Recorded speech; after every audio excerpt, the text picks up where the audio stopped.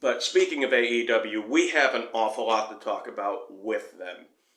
So, the rumored Saturday show is supposedly having its first night June 17th in Chicago. And the belief out there, and it's been reported, is that is where CM Punk is going to return. He's going to return on this new show, Collision. Subscribe! And allegedly, I don't know if CM Punk was the full linchpin for the deal happening for this third show, but Warner Brothers Discovery really wanted him there and was at least a big reason for this happening. And because of this, I mean, $52 million Warner Brothers Discovery is paying AEW for this show. I mean, that's quite a paycheck for this. And I understand from the business sense of things why Tony Khan wants to do this. But there are so many, for me, pitfalls and problems that this is going to, I think, lead to. You know, I think most people are in agreement the first year and a half or so of AEW was good, fun, compelling television that was an alternative to WWE. The booking seemed to make sense, right? Since then, they added Rampage. You know, they had AEW Dark, and there were some technical problems with the show where things ended up on the show that Tony Khan didn't want, and Tony had to end up, you know, taking over for that. They add Rampage into the whole mix. Then he buys Ring of Honor. And now they're adding yet another show. So this dude just keeps on having to book show after show after show after show and has a whole bunch of talent. I mean, one good thing, I guess, that could come from Collision is maybe a guy like Miro who's been sitting on the sidelines for about a year. Maybe this is where you put him, because they're talking about this third show possibly having almost like a hard or semi-hard brand split where they're going to have some top-level talent on it. But you need to fill out the roster. You got guys like Brian Cage that just re-signed with the company who hasn't been getting a ton of television time. Do you put a guy like him on that show and hopefully, you know, he ends up finding where his place is on the roster and becoming more than he currently is? That's a good thing that could happen. But Tony Khan trying to book, you know, like 4 or 5 different shows, 2 different companies, it's too much for any one person. And I know that he has some people helping him out, but, you know, he doesn't have as many super experienced folks that have booked on a high level for like a super long time for these shows.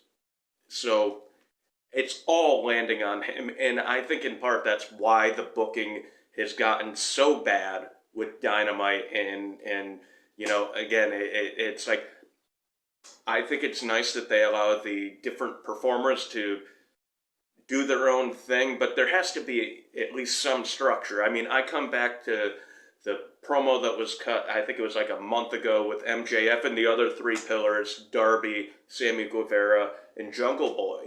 And the characters were like all over the place, where it's like Sammy was trying to tell a face story and then like did a heel turn within 30 seconds. You had Jungle Boy, who has been like a baby face almost the whole time, and he attacks MJF from behind and hits him with the microphone on the back of the head. Very heel move. And it's like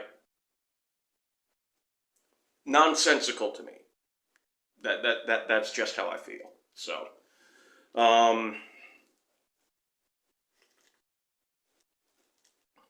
yeah. So, so Mike Rainey saying Elite and apparently Jericho will be separate from Punk. Actually, Mike, the reports I've heard is Jericho is ready to do business even with CM Punk, and they're having a meeting, and allegedly the first feud coming back for CM Punk is going to be with Chris Jericho and or the Jericho Appreciation Society. And FTR might be involved with this.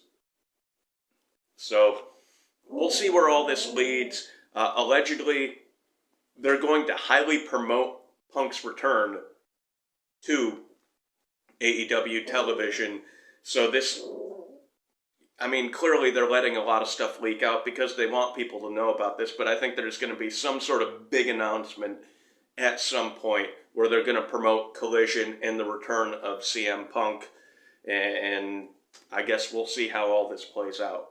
But speaking of FTR, Dax Harwood, who has had a podcast, a wrestling podcast, and, you know, he's tried to use it as something to kind of explain the trials and tribulations of the road. He's tried to use it as a place to, you know, kind of make the wrestling industry, at least in his view, better. And you know, there were times where he talked about how he thought that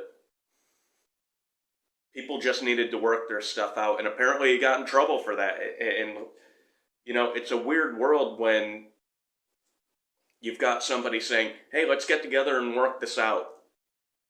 And people who just say no, refuse it, and get mad at you for insisting or making the inclination of like, hey, let's work this out. Let's be adults here. Let's all have fun and let's make some money. Tony Khan's making money off the return of CM Punk. Again, it sounds like CM Punk returning was a big deal for this new Saturday show, which will net Tony Khan $52 million. So, but apparently the members of the Elite still don't really want to talk with him or deal with him. And, you know, my feelings on CM Punk are known. I don't appreciate somebody who kind of walks out on two companies. I mean, he walked out on AEW. He did. Doing what he did, he walked out on AEW. And, you know, they're bringing him back. Again, this feels like it's mostly about financial windfall. I hope if Punk returns that he's actually like a solid citizen and, you know, going to play ball with people and not erupt like that at the press conference. I hope Tony Khan says to him, that ever happens again, you are gone forever. And I don't think WWE's door is wide open for him. You know, CM Punk would end up, if he still wanted to wrestle, somewhere in, you know, New Japan, maybe. But they wouldn't deal with his bull crap either. And you got Impact Wrestling out there, or, hey, NWA. So I don't know. It feels like worse than a daytime soap opera. Quite honestly, I think it should be part of All Access, this whole thing. I think that would be more of, I think, a ratings boom than anything else. So,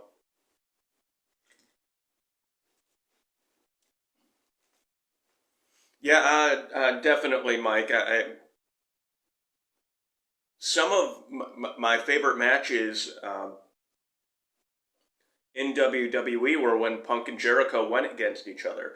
I remember years ago, I think it was on a Monday Night Raw, and they ended up having the audience vote who they wanted to see go. I think it was against Jericho, and WWE believed it was going to be one person, but the audience ended up voting for CM Punk. Him and Jericho had this match that might have been my favorite of all the matches the two of them ever had. I just remember that there were like these really interesting reversals that they did and interesting combinations of moves that you don't see often. And if they sat there and called that in the ring, that makes it like even better, takes it to, you know, up like another few notches of just how incredible they are, the incredible chemistry they have. Because even if they don't like each other right now, they still have that chemistry in the ring. They know what the other one does. They know the strengths, they know the weaknesses, and they know how to work together. So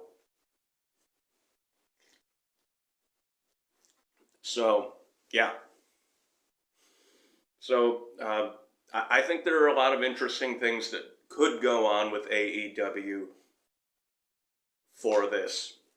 I think Tony Khan's treading on some dangerous waters because, one, booking that many shows for one person is way too much.